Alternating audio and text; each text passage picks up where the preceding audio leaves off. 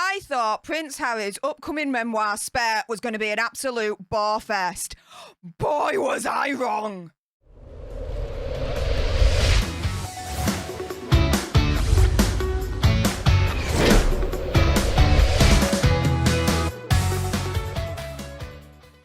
Hey up everyone, it's me, Stef The Alter Nerd, your nerdy alternative, and welcome to another dose of the Daily Nerd, where I break down the news and pop culture stories of the day that's pretty much caught me eye. And oh my goodness, a fight with William, beyond the grave message from Princess Diana. Apparently, Prince William and Princess Catherine chose Prince Harry to wear that World War II bad guy uniform.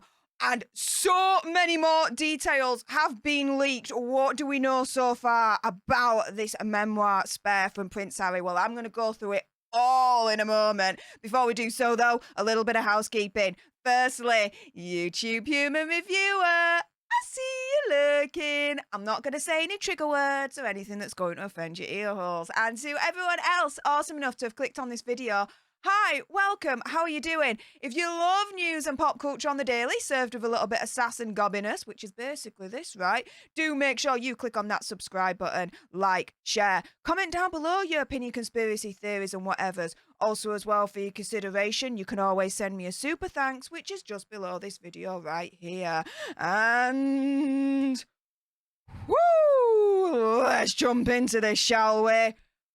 Wow. So much has absolutely kicked off in the last 24 hours about this book. So I'm going to go through everything that's been leaked so far, everything you need to know about it from what we know. So the first thing that's really grabbing all the headlines is the fight between Prince Harry and Prince William. Now, bear in mind, at the time of this recording, we've only got Prince Harry's version. We haven't heard anything from the palace as of yet, okay? So Harry has written that Prince William wanted to talk about the all rolling catastrophe of his relationship and struggles with the press. But when William arrived at Nottingham Cottage, where Harry was then living in the grounds of Kensington Palace, which was known as Notcott, which is quite a cute little nickname for it, Harry alleges that Prince William was already, quote, piping hot. He was already angry. He was already miffed. After William complained about Meghan, Harry writes, Harry told him he was repeating the press narrative and that he expected better. But then William, Harry says, was not being rational, leading to the two men then just having an absolute screaming match, just shouting at each other. Harry then accused his brother of acting like an heir, unable to understand why his younger brother was not content to be a spare. But that don't make sense because Prince William is the heir. Prince Harry isn't. That's just the reality of the situation. Of course he's going to be acting like the heir because Prince William is the heir. Like, what? I'm like, what? What did he mean by that? I'm a bit confused with that one. They absolutely, miffed each other off, insulting each other each way, as Prince Harry writes here, before William claimed he was just trying to help. Harry said, look, are you serious? Help me. Sorry, is that what you call this, helping me? In the midst of what Prince Harry describes as an absolute screaming match where Prince William had already entered the scene, already angry and miffed anyway.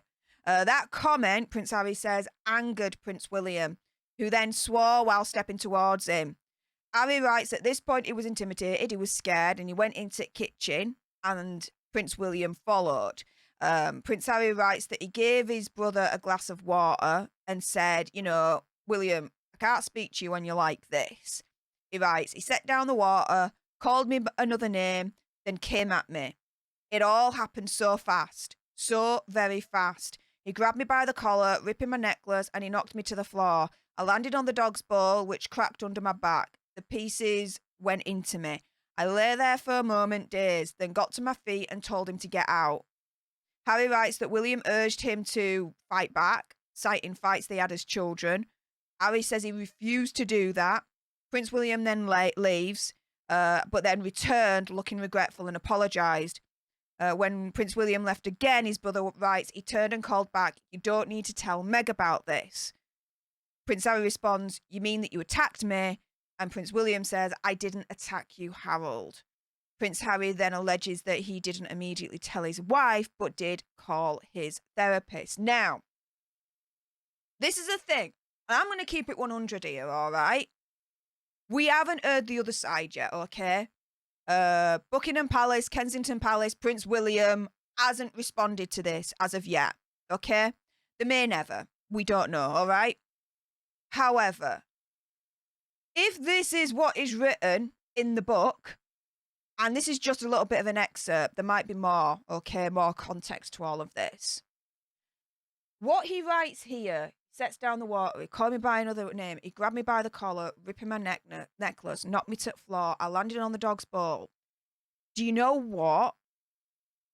I don't fully believe Prince Harry because, again, I'll reserve full judgment until we get the other side, if we ever get it. However, the details that he's putting in here, there is an element of credibility. There is. You know, he talks about just like random things like the necklace. He landed on the dog's bowl. Like those kind of, like, I don't know, elements, hard to make up. Do you know what I mean? It's, I don't know. To me, I think there is an element here of credibility to this particular story. Now, in my mind, did it play out exactly how Harry describes? Who knows? Okay. Do I believe that there was some kind of slanging match? Yes. Do I believe that there is some kind of altercation? Potentially. But again, I'm going to reserve full judgment until the palace responds. Until then, again, I'll keep it 100. The details that he puts in, there is a bit of credibility to it in terms of what he writes. Do you know what I mean? Now, the next bit, because there's more that's been coming out about this book, so let's go through it all. So another bit that's been leaked about what's in this book is that Harry writes about choosing the bad guy World War II outfit, revealing that it was a toss-up between two costumes, either that or going as a pilot. He says that he contacted Prince William and Princess Kate and asked what they thought. And they chose the World War II bad guy uniform, Harry writes, adding that when he went home and tried it on for them, they both howled, as in they both absolutely peed themselves laughing. Worse than William's leopard outfit. Way more ridiculous, which again was the point. Now, do I believe that story? No way. No way do I believe that. No way, no way, no way. No, no. There's not enough detail in that little bit that's been leaked there in terms of, okay, well, what more of the circumstances can you describe? Where were you at the time? What was their demeanor? What else did you talk about? You know? Where he gave a lot of detail in terms of the altercation between Prince William that leads a little bit of credibility in terms of what he's saying there. I don't fully believe, okay? Here, nah, no, no way, I think no, it doesn't make sense. Why? Why would they be like, oh no, yeah, go on, you wear that World War II bad guy outfit and then laugh about it afterwards? This is Prince William and Princess Kate we're talking about here. No.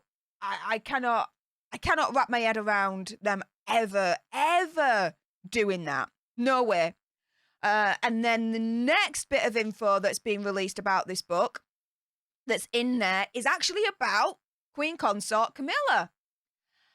So he writes about a private meeting that he had with Queen Consort Camilla, and this was before she married now King Charles, okay? He writes, "This is nothing. Close your eyes and you won't even feel it." So revealing the private meeting, the prince claims that Camilla appeared bored, saying it was pure formality as he was not the heir of a major obstacle, which, yeah, I can kind of understand that, okay? They did, however, have a small chat about horses, he says. Also in the book, Harry alleges that he pondered whether Camilla would one day be his wicked stepmother. But he claims that he and his brother were willing to forgive her in their hearts if she could make their father happy. The Duke writes, "We could recognise the absent glances, the empty sighs, the frustration always visible on his face." He adds that he and William promised their dad they would welcome Camilla into the family. The only thing they asked in exchange is that he didn't marry her. Prince Harry claims they approved of her but begged their father not to wed for a second time after the demise of Princess Diana. Charles didn't respond, he alleges. Both brothers feared she would be unfairly compared to the people's princess, the book states. Harry also claims that despite, their kind of objections to it, a campaign then began for the marriage to happen and for then ultimately Camilla to become queen. Now, do I think there's credibility in this particular story that he writes? Yeah, because it's natural to think that they would think that way. I think that's a natural reaction. Oh my goodness, you're gonna you want to be with the woman that destroyed your marriage with our mother? You really, like, yeah, they are gonna feel a kind of way about it. Absolutely. I can also think that it is absolutely plausible that they turn around and says, we don't want you to marry her. And we definitely don't want her to become queen. Because ultimately, that rightful place should have been our mother's. I can see that. I can absolutely see that. I think there's credibility there.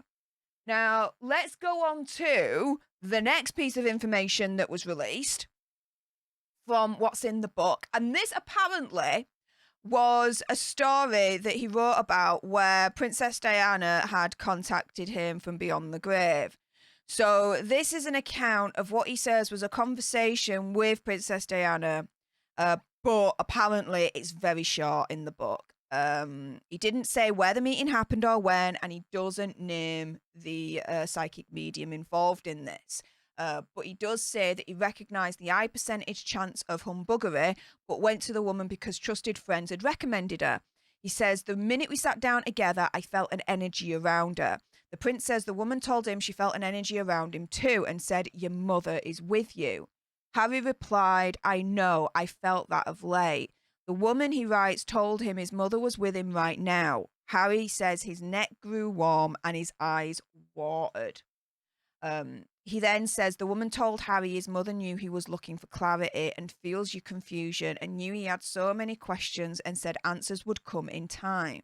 The prince also says the woman told him, Princess Diana said, you're living the life she couldn't, you're living the life she wanted for you. Now, I ain't even gonna say whether I believe that or not. That is going to be, I think, a personal belief and choice as to ultimately whether you believe in psychic mediumship or not. I'm not sold on it. Let's put it that way in terms of psychic mediumship.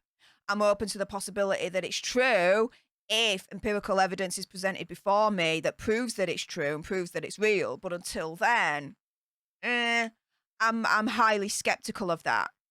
Now, if, what Harry wrote there, that's his experience, that's his story, and I'm not going to judge that either way. Absolutely fair enough. The only thing that I would say about it is that he and Princess Diana are like so freaking worldwide famous that everyone knows. I mean, come on. Everyone knows. And sorry to coin a phrase, but perhaps you don't have to be a psychic to be saying what that psychic had said to Prince Harry. Do you know what I mean?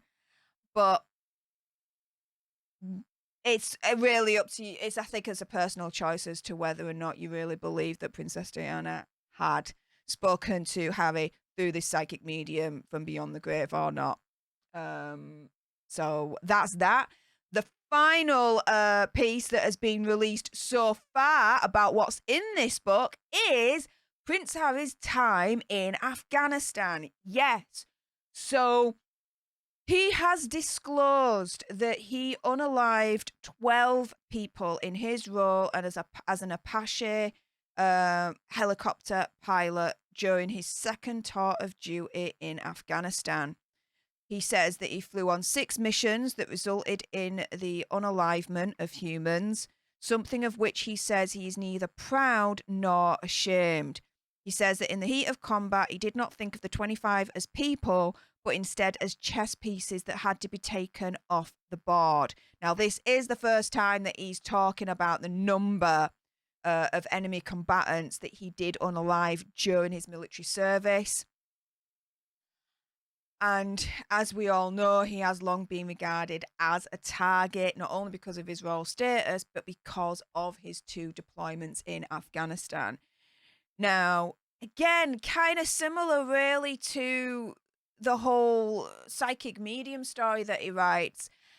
I don't really have much of an opinion as to whether I believe that is, I don't know, true or not. Okay.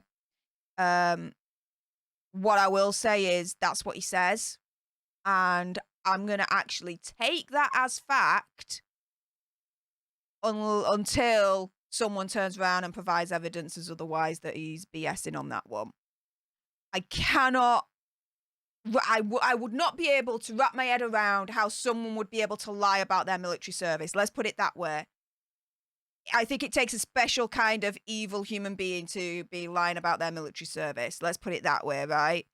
And so I have to believe that Harry, in this regard, is telling the truth about these particular bits that he's mentioned that's been released in regards to his time in Afghanistan. I can't fathom that he'd be lying about this. I really, really can't. But guys, that is everything that I have found so far that has been leaked today about what's been written in the upcoming Prince Harry book, Spare. You want to make sure that you stay tuned, because as soon as that book gets released, guys, I'm going to buy it. I'm going to read it so you don't have to, and I'm going to report on everything. So if you want to make sure that you don't miss out on all of that, guys, only one thing you need to do. You need to smash that subscribe button, turn the notification bell on so you're notified when that gets released. Like, share, comment down below your opinion, conspiracy theories and whatever's in terms of what has been released and leaked so far with what's in this book. Also, as well, for your consideration, you can always send me a super thanks, which is just below this video right here. And until the next time, you guys, laters.